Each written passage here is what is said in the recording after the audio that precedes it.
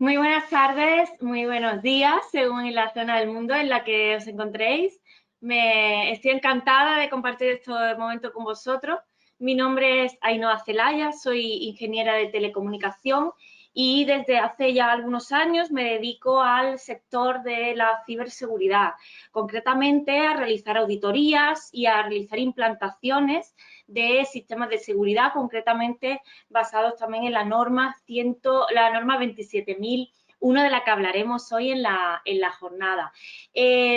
También me dedico a los peritajes TIC, lo que son una vez que se ha producido una brecha o un problema, pues cómo llevar eso a lo que serían los procesos judiciales. Pero bueno, eso lo tratamos en otra ocasión. Bien, pues vamos a comenzar la charla. En este sentido, me gustaría, sobre todo en principio, distinguir dos términos que a veces se confunden, que son la seguridad y la seguridad de la información, la ciberseguridad, perdón, y la seguridad de la información. La seguridad de la información comprende o engloba más actividades, más sistemas, más datos diferentes y que no solo la ciberseguridad. La ciberseguridad está referida a los datos digitales, a los datos que están, por así decirlo, para que lo entendamos, con unos y ceros, ¿vale? La ciberseguridad que se protege las aplicaciones, las redes y la seguridad en Internet, como vemos en la transparencia, sustentado todo ello por la protección de las infraestructuras críticas de información, todo lo que son los suministros eléctricos, de Internet, etcétera, necesarios para que se dé todo el conjunto. Pero es importante saber que los riesgos que vigila la seguridad de la información, pues comprende también todo lo que son soporte no digital, como puede ser papel, como puede ser conversaciones entre personas. Todo ese tipo de seguridad de la información está englobada y luego la ciberseguridad es concretamente la que está solamente referida al mundo digital. Bueno, como decía, haciendo esta pequeña distinción, como creo que casi todo el mundo va a entender lo que es, cuáles son las amenazas o los riesgos asociados a la seguridad de la información que no pertenecen a la ciberseguridad, como pueden ser accidentes naturales, incendios, etcétera, nos vamos a centrar en los riesgos en el ámbito de la ciberseguridad, eso que es como más desconocido, como es el mundo de los hackers y tal, ¿no? Y en este punto quería hacer mención, la palabra hacker no debe considerarse un término despectivo, un término como un insulto o un ciberdelincuente, porque ya desde hace algún tiempo, ya más de un año, la Real Academia Española de la Lengua incluyó la acepción dentro del diccionario que hacker puede ser también una persona con grandes habilidades en el manejo de computadoras que investiga un sistema informático para avisar de fallos y desarrollar técnicas de mejora, es decir, trabaja por el bien, no tiene por qué ser un pirata informático o un ciberdelincuente. Debemos distinguir estas dos acepciones del término. Y bien, dicho esto, lo que nos encontramos, una de las mayores dificultades que nos encontramos las personas que trabajamos en seguridad de la información, que intentamos hacer que las empresas inviertan en proteger sus sistemas, no sé si os pasará a vosotros también, nos encontramos con el desconocimiento, con la reticencia a invertir de estos empresarios, de estos directivos, que dicen, bueno, esto a mí no me va a pasar, esto es una cosa muy remota, no lo ven como una necesidad, no lo ven como digo, como un gasto más innecesario, más que una incomodidad también muchas veces, ¿no? Las medidas de seguridad implican a veces incomodidad. Y en este sentido, en esta charla, me gustaría ayudaros a que podáis ayudar a concienciar a estos empresarios, a estos clientes que no lo tienen muy claro y piensan que esto no va con ellos. Y para ello, pues, me gusta poner esta transparencia, esta fotografía, que es de la película Juegos de Guerra del año 1983. Algunos se acordarán, no sé, algunos a lo mejor sois más jóvenes y no os acordáis, pero bueno, fue una de las primeras películas donde aparece el concepto hacker y refleja un poco ese espíritu de los años 70, 80, cuando empezaban los ordenadores a estar conectados y trataban de chicos chicas curiosas con ganas de superar retos, de demostrar que eran más listos, que habían logrado penetrar a lo mejor en un sistema de un gobierno, pero por una cuestión de reconocimiento, ¿no?, en la comunidad, o para demostrar que, pues, bueno, que eran más listos, ¿no?, que los demás. Hoy en día sí que todavía existe ese tipo de hacking y existe el hacktivismo, que se mueve por motivos no económicos, sino políticos, ideológicos, etcétera. Pero el gran auge, como digo, está la ciberdelincuencia antes, el gran auge de la ciberdelincuencia, de los ciberdelitos, viene dada porque es un gran negocio, se ha convertido en un gran negocio. Tenemos que tener claro que nuestros datos son un botín suculento para miles de personas que diariamente desarrollan métodos para ganar dinero con ellos, métodos cada vez además más imaginativos y sofisticados. Como ahora veremos. ¿Cómo ganan dinero? ¿Cómo ganan dinero estos ciberdelincuentes?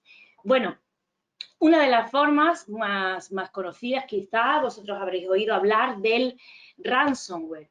El ransomware es un tipo de malware, un tipo de programa informático que una vez penetra en tu sistema, lo que hace es secuestrar los datos, cifra, encripta los archivos de manera que los archivos están ahí, pero el usuario no puede acceder a ellos si no es con una contraseña. Y ¿cómo obtenemos esa contraseña? Pues pagando un rescate, en este caso al ciberdelincuente, que nos muestra una pantalla como parecida a esta, a lo mejor que veis en pantalla, que nos dice, tienes una cuenta atrás, tienes 24 horas, tienes 2 días para pagar en Bitcoin una cantidad que puede ir entre los $300 y varios miles, dependiendo también de la empresa.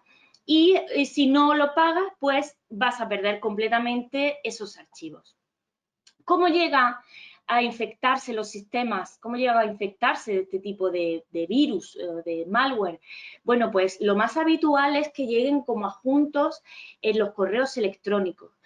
Correos electrónicos que simulan ser de un cliente con una factura adjunta, una multa, una fotografía, a lo mejor trae un archivo adjunto que puede parecer que es un PDF, una imagen, pero al abrirla lo que hacemos es ejecutar un archivo que contiene este malware.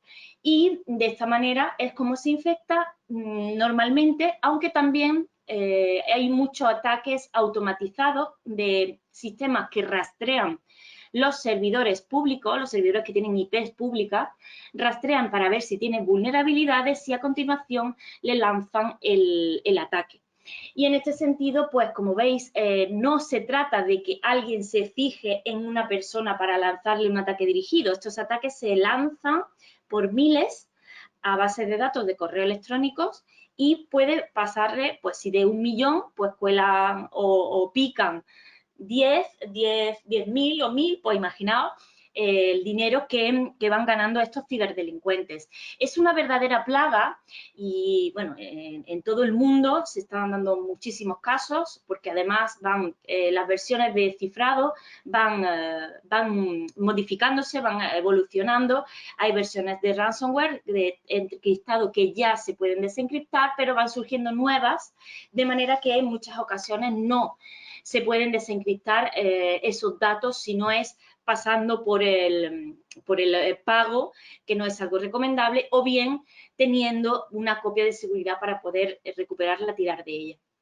Fijaos que es un negocio, como digo, que va en auge, que para el año 2021 se pronostica que haya 6 billones de dólares que ganen estos ciberdelincuentes con este sistema, o sea, son unas cantidades increíbles, y que todavía nos queda bastante de ver porque cada vez lo hacen de manera más sofisticada. Como digo, al principio los correos estaban peor hechos, pero poco a poco van también mejorando y en ese sentido. El phishing, que es más que una forma de ganar dinero, es el método a través del cual nos engañan y con ello obtienen un beneficio de algún tipo, es la técnica que viene del del pescar, ¿no?, en inglés, y lo que viene siendo que intentan pescar a incautos por internet. La cuestión es que se recibe un correo electrónico. Yo creo que de esto recibimos todos los días nos llegan correos de que supuestamente son del banco, que son de PayPal, que supuestamente nos van a cerrar la cuenta y necesitan que introduzcamos nuestros datos. Y entonces pues aparece un enlace donde supuestamente pinchamos y ahí aparece una web que puede ser igual, en apariencia igual a la de nuestro banco. Y cuando introducimos esos datos, pues lógicamente la página no funciona, pero el ciberdelincuente ya tiene nuestro usuario y nuestra contraseña para poder operar con ellos. Es una técnica que realmente no requiere de ser un experto de hacker o con un experto de conocimiento de la informática, simplemente se basa en la ingeniería social, en robar, en engañar a las personas para que nos den sus datos y de esta manera pues acceder después con ellos a compras, etc. También, además de, hemos dicho, el ransomware, phishing, se puede ganar dinero de forma muy curiosa y es aprovechando los recursos de empresas o de sistemas de particulares, no importa cuáles, para, por ejemplo, minar criptomonedas. Esto es algo que lleva como hace un año se puso muy de moda, el que tú a lo mejor entrabas en una página web y simplemente por entrar ejecutaba un script que tú no notabas nada, pero de repente la CPU del ordenador empezaba a recalentarse y la escuchaba ahí como haciendo mucho ruido, ¿no? Y porque estaba haciendo operaciones matemáticas para crear criptomonedas. Las criptomonedas, si sabéis un poco, se basan, por ejemplo, Bitcoin, en las operaciones matemáticas, en realizar muchísimas operaciones matemáticas, lo que se llama el minado, para conseguir crear esas criptomonedas. Claro, se necesita una capacidad de computación brutal para crear una moneda de este tipo. Entonces, si no tenemos un equipo súper potente, ¿cuál es la otra opción? Pues utilizar como esclavos a los equipos de miles y miles de personas que han entrado en tu página web y utilizamos su CPU para que cada uno poquito a poco vaya minando las criptomonedas. Este ataque no supone un robo en el sentido de que no nos están quitando datos, no nos están robando las contraseñas, sin embargo, bueno, nos puede llegar a romper lo que es la CPU porque se recalienta y finalmente termina rompiéndose. También otra de las formas que utilizan o que se aprovechan los recursos de las empresas para ganar dinero es enviar, bueno, correos electrónicos con malware, como esto que hemos visto de ransomware o con phishing, en lugar de enviarlo desde servidores que ya están tipificados o están catalogados como lista negra, porque ocurre que los servidores de correo, una vez que detectan que un servidor, una IP, está enviando correos electrónicos con malware, lo que hace es que lo ponen en lista negra y de esa manera los rechaza y los clasifica, los califica como spam.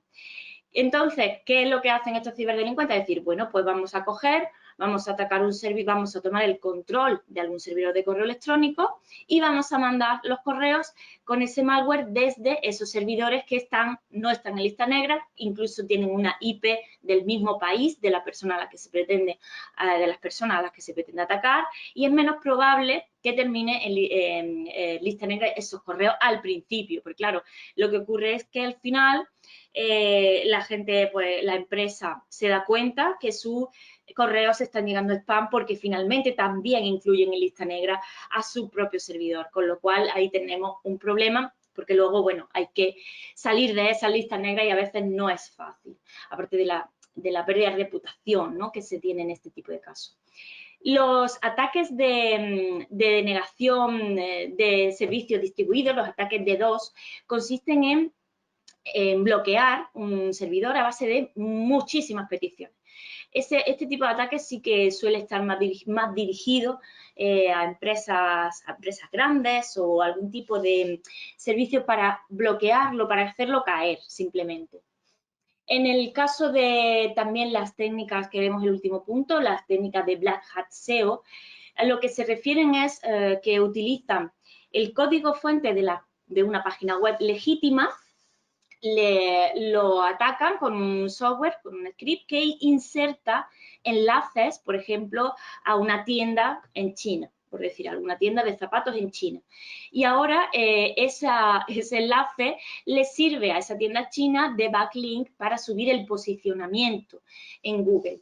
Estas técnicas, lógicamente, son fraudulentas y también Google intenta evitarlas, intenta detectarlas para que no se realicen, pero a día de hoy todavía hay muchísimos de los ataques que sufren, sobre todo las páginas web, están destinados a introducir este tipo de enlaces en el código, tanto visible como no visible, de manera oculta, que a lo mejor pasan meses y tú no sabes que tienes enlaces dentro de tu página web a esas tiendas o a esos otros sitios de otros países, entre otras. Bueno, y también cómo ganan dinero. Estamos viendo cuántas formas hay de que se gane dinero con los datos, con la seguridad de la información. También hay un mercado importante de compra-venta de datos para, en este caso, fraudulenta, para, por ejemplo, realizar espionaje industrial, robo de identidad, envíos de correo pues no deseado, ¿no? Estos correos que decíamos que nos llegan. Hace poco, bueno, se está dando últimamente bastante un malware que lo que hace es tomar toda la base de datos de contactos de un correo electrónico y a su vez enviarlo desde esa cuenta para volver a enviar y así va expandiéndose como un virus en este caso. Pues fijaos lo que se puede hacer con esa base de datos y cómo se puede llegar a tirar la reputación de una empresa a la que le suceda este tipo de cosas. También vamos a poner el ojo en decir que los ciberdelincuentes pueden estar en otros países, pueden estar ser gente anónima, pero también pueden estar dentro de la organización. Quiere decir, no es necesario que sea alguien externo, puede ser alguien interno que simplemente busque en Internet cómo robar una serie de datos o cogerlo directamente por un empleado, por ejemplo, descontento o un antiguo empleado que conserve las claves de la organización, y también puede hacer mucho daño si esto se permite. Existen, si en alguna ocasión, pues también tenéis que hacerle ver este tipo de cosas a algún cliente, algún CEO, algún directivo. Tenéis, por ejemplo, estos dos enlaces, lo que muestran son ataques en tiempo real. Los ataques que muestran estas páginas realmente son ataques que captan lo que se llaman los honeypots o tarros de miel, que son equipos intencionadamente vulnerables que lo que hacen es atraer estos ataques para que no lleguen a los sistemas reales, pero también son muy útiles, aparte de por eso, para hacer estadísticas y medidas. Vamos a ver si aquí podemos ver alguno de ellos. Porque la verdad es que suele ser muy interesante en el sentido de que la gente no se lo espera, ¿no? Cuando empieza a ver que en realidad esto está pasando ahora y vemos los diferentes tipos de ataques, ¿vale? ¿Veis? Y fijaos, esto es en tiempo real, como digo. Enseguida, además, veis cada ataque, qué tipo es. Si es porque un puerto, aquí están atacando el puerto 445, el puerto 139. Veréis diferentes tipos de ataques. Además, aquí no sé si habéis visto rápido, user admin, password, user. Estos son pruebas que hacen intentando utilizar las usuarios y contraseñas más comunes. Admin, por ejemplo, muy típica. Pues tú lanzas contra un servidor la prueba admin o root 12345, las más típicas, y si cuelas, pues, oye, ya nos hemos colado en el sistema. Por eso es tan importante, como también veremos después, el tema de las contraseñas. Bueno, aquí veis, como digo, estos ejemplos. La otra página también es muy, muy chula, muy interesante. En este momento parece que está la cosa tranquila, pero os digo que en momentos, vamos, se lía aquí una que no vea. Bueno, vamos a seguir con la presentación. Esta es CyberMap, es también muy chula, que además como la muestra como un globo terráqueo, os invito a que la disfrutéis. Vamos a pasar a hablar un poco de que no solo los ciberdelincuentes ganan dinero con los datos. También las empresas, entidades, organizaciones, gobiernos ganan dinero y de forma lícita, no de forma ilícita, también ganan dinero con los datos. Como se suele decir, los datos son el nuevo petróleo. Vamos a hablar de esto un poco solo de pasada, pero también para reforzar la idea de que la protección y las medidas de seguridad, tanto para privacidad como para seguridad contra los ciberdelincuentes, como contra el uso fraudulento de esos datos privados, es importante, ¿vale?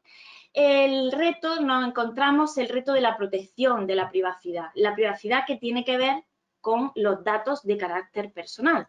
¿Qué son los datos personales? Bueno, los datos personales son cualquier cosa que identifique a una persona, es decir, un nombre, un número de documento de identidad, una imagen en la que se reconoce a la persona, es un dato personal. Una imagen en la que la persona tiene la cara pixelada, por ejemplo, y no se le reconoce, eso no es un dato personal.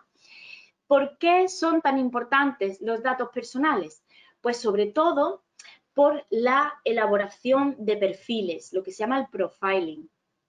¿Qué es esto? Esto consiste en almacenar datos de cada persona a través del famoso Big Data, almacenar pues datos referentes al rendimiento profesional, situación económica, salud, preferencias, intereses, las ubicaciones, sus relaciones, miles de datos del orden de 3, 4, 5.000 datos de cada individuo. ¿Y qué se puede hacer con esto? Pues fijaos, por ejemplo, una primera opción es la publicidad orientada, como hace Google. Google, el 90% de sus ingresos son a través de la publicidad. Cuanto mayor es la información que tiene Google sobre una persona, más segmentada, más específica le puede mandar esa publicidad. Es decir, a veces es típico esto de que tú buscas una zapatilla en internet y al día siguiente o en los días siguientes, cada vez que visitas otra página web, te aparecen las zapatillas, parece que te persiguen, ¿no? A través de, bueno, esto se gestiona a través de las cookies, pero parece que te persiguen, pero no ya solo eso, sino a veces nos muestran cosas o nos sugieren cosas que a nosotros quizás ni se nos había planteado comprarlas. Y es porque detrás de estos perfiles tienen una idea de quiénes somos, de qué nos gusta y qué nos puede apetecer. Entonces, si la compra está muy bien orientada, hay mucha probabilidad de que terminemos haciendo clic en el anuncio y comprando el producto, con lo cual gana dinero la empresa, gana dinero, en este caso Google, una empresa de anuncios, pero hay más, no solamente Google, que parece que es la única de la que estamos hablando. También los datos personales son tan importantes para controlar, para manipular a las masas. Estamos hartos, creo, de ver estas famosas fake news o noticias falsas que se generan con distintos propósitos políticos, de prestigio, de productos, empresas. Esto funciona porque las personas tienden a creer lo que está en concordancia, digamos, con sus ideas. Y hay cierto perfil de persona que ve una fake news y no se molesta o no se plantea que pueda ser una noticia falsa, sino que directamente lo comparte. Lo comparte a lo mejor esta persona, que esta persona ya está convencida, en el caso de una ideología política, ¿no? Una persona que ya está convencida, esta no la vamos a cambiar, lógicamente, ya está convencida, pero esta persona a su vez comparte con otras personas que a lo mejor son votantes indecisos. Y a lo mejor les llega de una persona a la que medio confían y puede que le den credibilidad a esa fake news, a esa noticia falsa. No solo para temas políticos, también con temas industriales, a la hora de querer tumbar un producto, una empresa, un servicio, se encuentran de repente noticias que desprestigian ciertas empresas y al final todo se mueve también en este caso por un motivo económico. Y bueno, también en toda esta película de los datos está un perfil o una persona, unas empresas que son lo que se llaman los data brokers. Los data brokers son, como digo, empresas o entidades o personas que trafican en el sentido, no tiene que ser ilegal de la palabra, ¿vale? Que comercian, mejor dicho, comercian con los datos. Cogen datos de un lado y se lo venden a otro, cogen datos de una empresa y se lo venden a otra.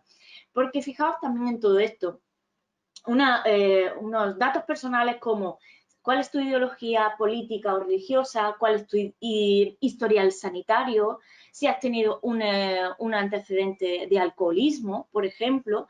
Imaginaos lo que pagarían aseguradoras, empresas de recursos humanos por este tipo de información. Y estos datos a veces se recopilan, ya entramos ahí en el campo del límite de la legalidad o la alegalidad o la ilegalidad en algunos casos, que es cuando tú instalas un servicio, una aplicación o descargas una aplicación gratuita, tienes un servicio gratuito. El dicho este tan popular que dice, cuando algo es gratis, el producto eres tú. Pues efectivamente, porque cuando tú descargas una aplicación que te ofrece un servicio gratuito e inocente, como puede ser, imaginemos, una linterna, pues a lo mejor esa linterna le estamos dando permiso a que acceda, por ejemplo, al Get Accounts. El Get Accounts es un apartado dentro de nuestro teléfono que lo que dice es qué cuentas tenemos en el teléfono. No es para robarte la contraseña, no se trata de eso, simplemente es saber en qué sitios está registrado. Es decir, si tú tienes Facebook, si tienes una aplicación de seguro médico, si tienes una aplicación para, por ejemplo, para controlar el peso, cuáles son tus aficiones. Simplemente sabiendo el tipo de aplicaciones que tienes instaladas, puedes saber quién eres, quién es esa persona y sacar una información muy valiosa, como digo, para todas estas cosas que vemos. Bueno, y simplemente ya pasamos del tema, simplemente era comentarlo, que sí que es importante saber por qué surge, ¿no? Hemos hablado, surge la necesidad de regular esto. Era importante y por eso en Europa surge o se implanta lo que es el RGPD, el Reglamento General de Protección de Datos, que en España se desarrolla con el reglamento, o sea, con la Ley Orgánica de Protección de Datos y Garantía de Derechos Digitales. Simplemente, pues eso, lo que comentar que es necesario también regular este tipo de cosas para que ni de forma legal ni de forma ilegal se abuse con los datos personales. Bueno, por todo esto lo que decía, tanto la privacidad por la privacidad de los usuarios como por el coste económico que supondría para una empresa que le roben los datos de sus clientes. Imaginad que pierdan sus archivos con sus proyectos, facturas, bases de datos. El coste económico que tiene, el coste en reputación. Cuando un cliente descubre que sus datos han estado expuestos en Internet porque la empresa ha sufrido una brecha de seguridad o que están recibiendo correos electrónicos de esa empresa con anuncios de Viagra, por decir algo. Imaginaos la reputación de la empresa, cómo está quedando y cuánto vale eso. O sea, es imprescindible tomar medidas para proteger tanto a los particulares como a las organizaciones. Y para esto nos ayudan las normas internacionales de referencia. Estas normas ayudan a mejorar los sistemas de información de una forma estructurada, pensada, estudiada por expertos internacionales. De esta manera nosotros no tenemos que plantearnos por dónde empiezo, por dónde acabo, está todo totalmente estructurado y totalmente aceptado, ¿no? Y estudiado. Dentro de lo que serían las normas de referencia internacional que engloban o que comprenden los temas relacionados con la seguridad de la información, es la familia de normas ISO 27000. Esta es una familia de normas, como digo, hay bastantes normas dentro de 27000. Aquí tenéis el ejemplo de varias de ellas. Se centran en la gestión de la seguridad en los sistemas de información, independientemente de la plataforma. Si, por ejemplo, dentro de esta familia, la que es la 27000, comprende descripciones, la descripción de la familia, definiciones, una introducción y cosas así, ¿no? Lo que sería como una especie de compendio de todo, la 27000. Y luego dentro de la familia, pues hay normas desde la 27011 que especifica el sector de las telecomunicaciones. La 27017 está, concretamente está centrada en el cloud computing. La 33, pues la de seguridad en redes. Hay bastantes normas, pero las más importantes son la 27001 y la 27002. La norma, hablemos un poquito de estas dos normas. La norma 27001 se llama habitualmente, pero la nomenclatura es UNE-ISO/IEC 27001. Lo que quiere decir es que esta norma la redactó y aprobó en su día el IEC, que es el International Electrotechnical Commission, y después la ISO, la Organización de Estándar Internacional, aprobó esta norma tal cual, que luego la UNE, que es la Asociación Española de Normalización, la traduce y la adapta al marco legal español. Entonces, con esta nomenclatura es como se define correctamente la norma 27001, aunque habitualmente se le llama simplemente la ISO 27001 o la 27001. Es la norma, la 27001, es la norma más importante de la serie 27000 y la única que es certificable. O sea, el resto de normas también están, se pueden, por ejemplo, aplicar, pero no podemos ir a una entidad certificadora para que nos diga estamos certificados en la norma 27037, por ejemplo. Solamente se puede hacer con la norma 27001. ¿En qué se basa esta norma o en general, bueno, el conjunto de los requisitos? En la norma 27001 se especifican los requisitos para el establecimiento, implementación, mantenimiento y mejora continua de un sistema de gestión de seguridad de la información, un SGSI, en el contexto de la organización.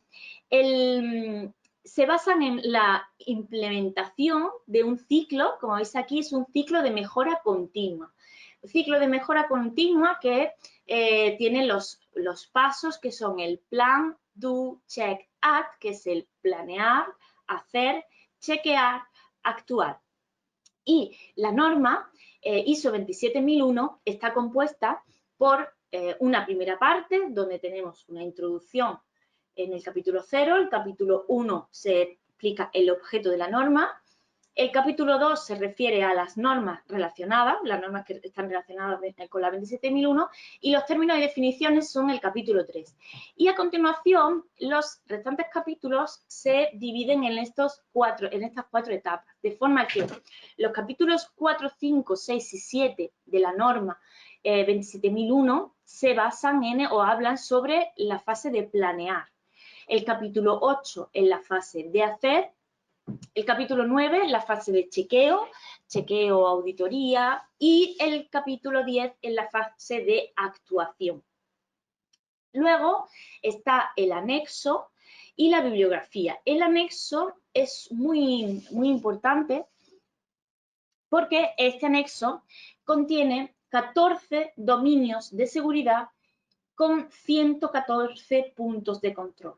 Estos 114 puntos de control, objetivos de control y control de referencia, pues son todos los puntos que vamos a ir chequeando cuando hacemos la implantación de la norma. La norma ISO 27001 es relativamente corta, tiene 30 páginas, 32 páginas creo. Sin embargo, es en la 27002 donde se desarrolla cada uno de estos puntos, cada uno de estos 114 objetivos de control repartidos en estos 14 dominios. Cada uno de estos dominios se corresponde a un capítulo de la norma 27002. La norma 27002 tiene también una introducción, un capítulo 0, capítulo 1, objetos, las normas relacionadas al capítulo 2 y los términos y definiciones el capítulo 3. Y después los capítulos 4 al 18 se corresponden con los 14 dominios que hemos dicho del anexo de la norma 27001. De tal forma que, como veis en cada, bueno, aquí no está especificado, pero aquí están los 14 dominios de seguridad. Dentro de cada uno de estos dominios hay un número concreto de puntos de control, en total 114, que son los que harán los objetivos de control y los controles de referencia, que son los que nos guiarán después en la implantación de la norma.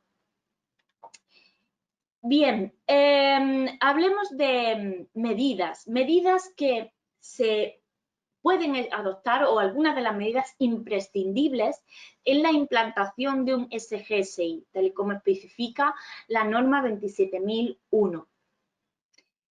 A mí me gusta esta frase del profesor James Bradford que dice: el único sistema seguro es aquel que está apagado y desconectado, enterrado en un refugio de cemento, rodeado por gas venenoso y custodiado por guardianes bien pagados y muy bien armados. Y aún así, yo no apostaría mi vida por él. Es decir, no existe el sistema 100% seguro. No existe. Eso no se puede vender ni se puede afirmar, y el que lo diga está cometiendo una falacia, está engañando, ¿vale? Pero sí podemos llegar a minimizar el impacto y el riesgo que tiene un sistema, hasta unos valores tolerables. En este sentido, tenemos dos aspectos importantes a la hora de la implantación que tendremos que tener en cuenta, porque la norma nos va a dar unas pautas, pero al final va a ser nuestra experiencia como técnicos, nuestra experiencia profesional la que nos va a decir qué decisión debemos tomar en cada momento. Como digo, tenemos que tener en cuenta dos factores. El análisis de riesgos o el riesgo tiene que ver con la probabilidad de que algo ocurra, ¿vale? Que algo malo, en este caso, que un ataque ocurra, por ejemplo. Y la evaluación de impacto tiene que ver con las consecuencias del si ocurre eso que estamos diciendo que es ese riesgo, ¿no? Por ejemplo, imaginemos, tenemos un disco con información confidencial y bueno, podemos minimizar el riesgo de que ese disco duro, de esa unidad de almacenamiento, podemos minimizar el riesgo de que esa unidad sea robada. Por ejemplo, implantando un sistema de videovigilancia, poniendo cerraduras, poniendo un guardia de seguridad. Bueno, podemos poner un sistema diversos sistemas para evitar que alguien coja ese disco y se lo lleve, por ejemplo. Estas medidas, bueno, pues son medidas costosas. Por eso podemos optar por, en lugar de minimizar el riesgo, podemos optar por minimizar el impacto. Es decir, ese disco podemos cifrarlo, podemos aplicarle un cifrado, una encriptación, de forma que, en caso de que sea robado, el contenido, que es lo realmente valioso del disco, no puede ser accedido, no puede ser interpretado por la persona que lo ha robado. De esta manera, como digo, si no minimizamos el riesgo de que se produzca la brecha, de que roben ese disco, pero aunque lo roben, no les va a servir para nada porque los datos están protegidos. Entonces, estas decisiones estratégicas serán las que deberemos ir tomando en cada caso a medida de la empresa que estemos auditando, en donde estemos implantando la norma. Porque esto no es algo que se haga como un patrón, que todos sean iguales. Tenemos que estudiar muy bien cada caso, cada empresa y cada sistema, las necesidades que tienen. Y normalmente pues también intentar que los gastos sean mínimos y la incomodidad también para los usuarios sea mínima. Bien, hablemos un poco de las medidas, como decíamos, las medidas de seguridad. La seguridad física, la seguridad física consiste, ¿no?, en la aplicación de medidas que protejan bueno, de los peligros físicos, como pueden ser catástrofes naturales o cortes en el suministro eléctrico, robos físicos, luego que alguien llegue y se lleve un PC o un ordenador o cualquier otra cosa, sabotajes, etcétera.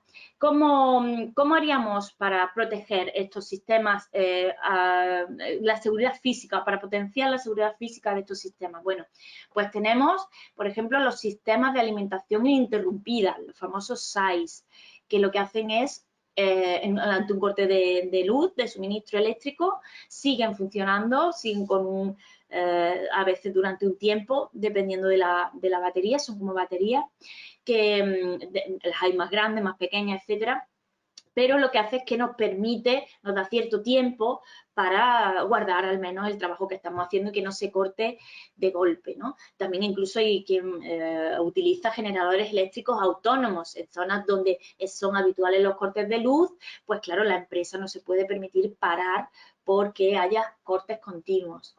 En el caso también las fuentes de alimentación redundantes, por si alguna se rompe, que no corte los procesos de la empresa, sino que siempre tengan una alimentación alternativa.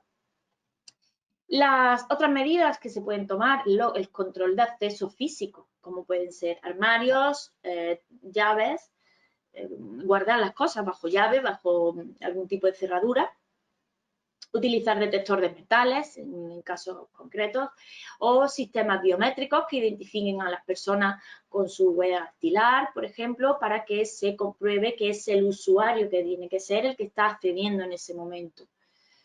La vigilancia también puede ser una buena medida, vigilancia mediante alarmas, personal, circuitos cerrados de televisión, etcétera.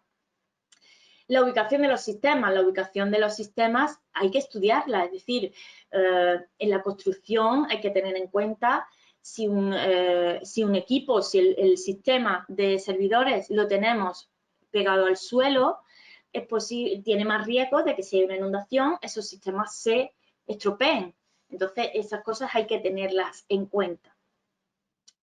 Que el centro de respaldo o el centro de backup esté en una ubicación diferente donde está el centro de producción por si ocurre una catástrofe en un sitio, que no se pierdan los datos que están en otro sitio o en una nube, por ejemplo. Y mecanismos de control, regulación de temperatura, humedad, etcétera. Las copias de seguridad, esto es fundamental siempre tener una o varias copias de seguridad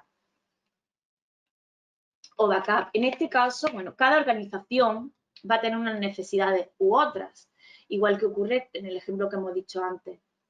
No hay una norma fija a la hora de decir cómo se tiene que hacer un plan de copias de seguridad, pero bueno, sí hay unas directrices y sí hay profesionales que deben saber qué es lo que necesita y cómo hacerlo.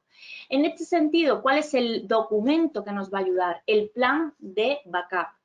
El plan de backup es ese documento donde debemos plasmar todas estas cosas que vemos aquí como mínimo, es decir, qué debe salvarse y qué no, porque eso, hay datos que es absurdo guardar copias, desperdiciar espacio, por ejemplo, en una copia de seguridad de una página web de archivos temporales.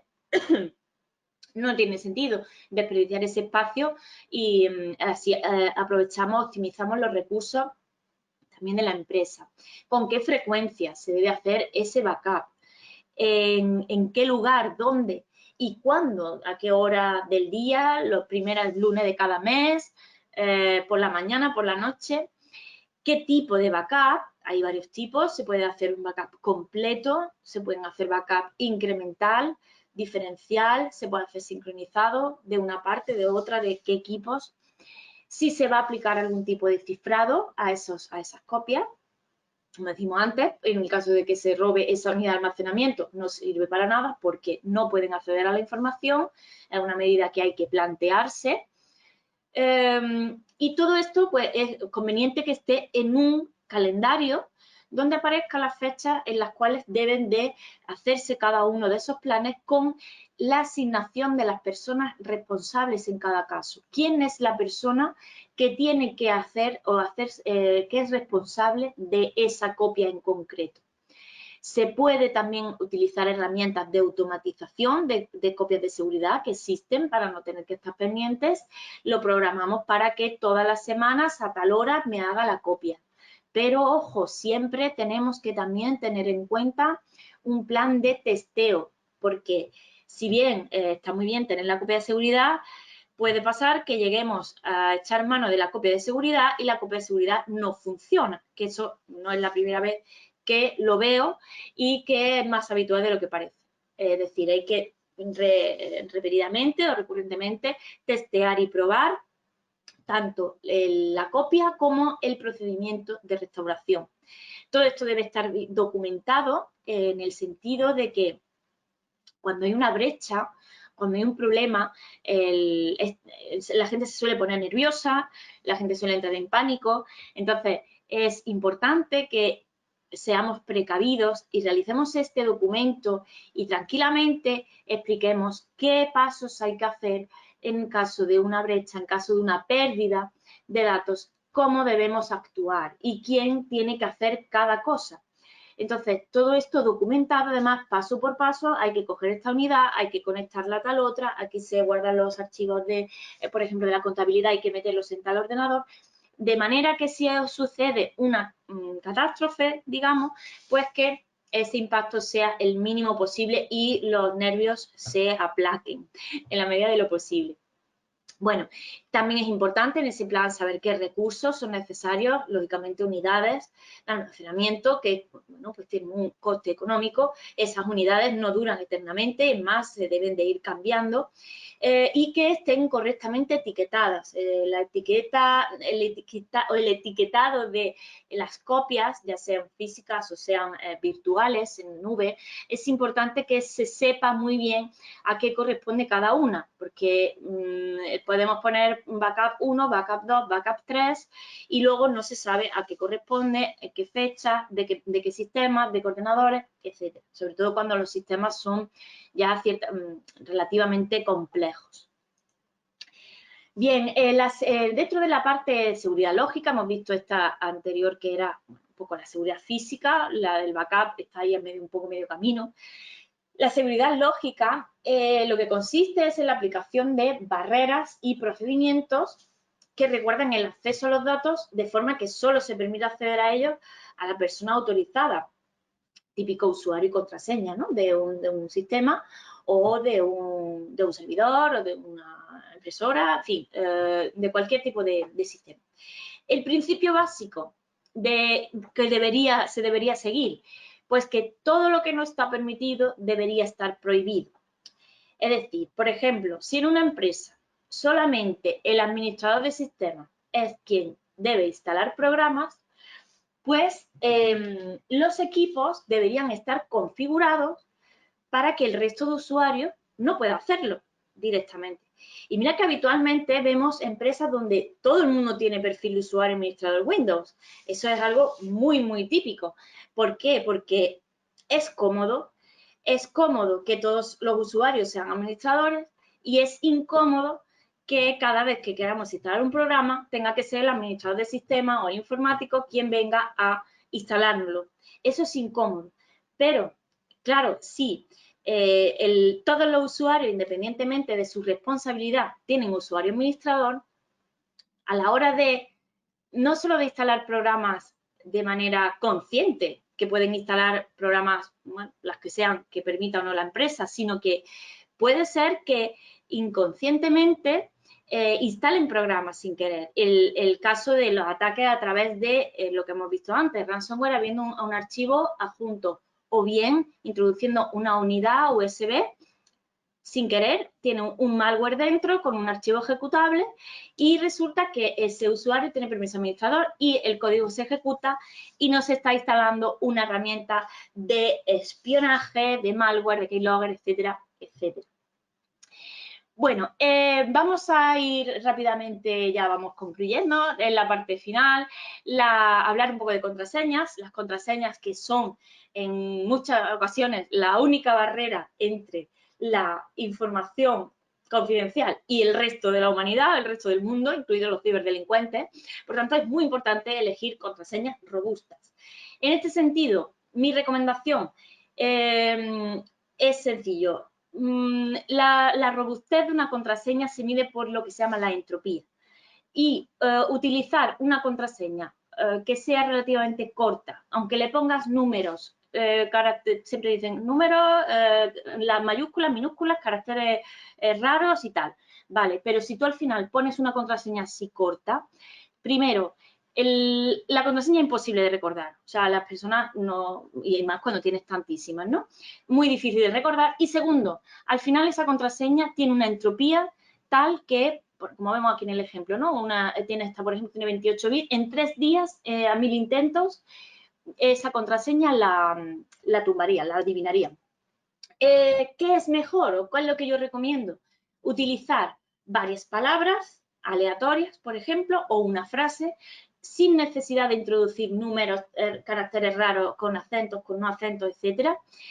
4 o 5 palabras aleatorias o una frase, de manera que la contraseña sea bastante larga y además conseguimos que sea fácil de recordar.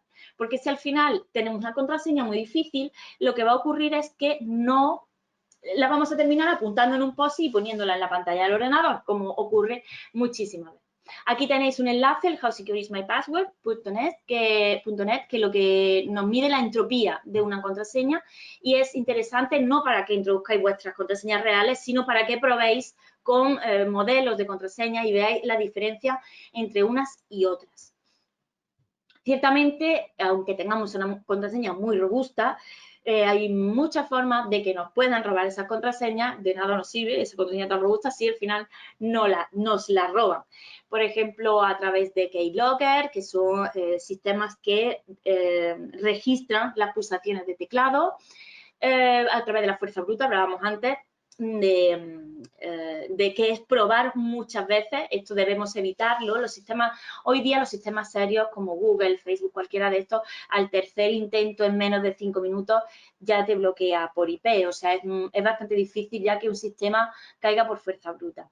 Tenemos todo este tipo de formas de robar, donde nos pueden robar las contraseñas. Con ingeniería social, mirando el POSIT, bueno, si lo tenemos en la pantalla, pues hay que mirar el POSIT. Y bueno, diferentes formas que realmente pues, pueden llegar a ser diversas y que no tenemos mucho tiempo para desarrollarlas. Para terminar, bueno, las dificultades que nos encontramos a la hora de implantar un sistema de gestión de seguridad de la información. La dirección no lo entiende, la gerencia no lo entiende, no está formada, lo ve como un gasto, no lo ve como una inversión, ven el mito de esto no me va a pasar a mí, porque yo no soy importante para que me ataquen, porque, bueno, ese tipo de cosas. Yo ya aplico medidas, bueno, las medidas son incómodas, también son incómodas, cambiar contraseñas, poner contraseñas, limitar permiso a los usuarios para que te instalen programas, es una medida incómoda. Los copias de seguridad también son incómodas, nunca hay tiempo de hacer copia de seguridad, se pierde, entre comillas, tiempo en todas estas medidas. ¿Y cuáles son las soluciones? Bueno, las soluciones son formación, formación y formación, concienciación, concienciación, concienciación. El decir, esta información que hemos resumido hoy en 50 minutos, esta información debe conocerse, debe hacerse que todo el mundo lo aprenda desde que está en el colegio. Y tanto los aspectos negativos como los positivos, es decir, los aspectos negativos, los costes que llevaría en reputación, en pérdida económica, en sanciones, en sufrir una brecha de seguridad, pero también hay que incidir en los aspectos positivos, en que es un ahorro a largo plazo, en que nuestra reputación va a estar mejor, nos vamos a diferenciar de la competencia. Y bueno, con todo esto ya casi son las 7, vamos a ver si hay algunas preguntas. Y en tal caso, a ver, Espero que os haya gustado la charla, que os haya sido de utilidad y os esperamos en el máster de gestión de riesgos digitales. A ver si veo las respuestas, las preguntas. No me aparece ninguna pregunta. No sé si está por aquí. Bueno, pues me parece que no hay preguntas, así que, bueno, encantada y aquí tenéis, bueno, mi Twitter, @inocelaya, por si en algún momento queréis también voy a hacerme alguna consulta por aquí y un placer, de verdad. Nos vemos en la próxima charla. Un abrazo.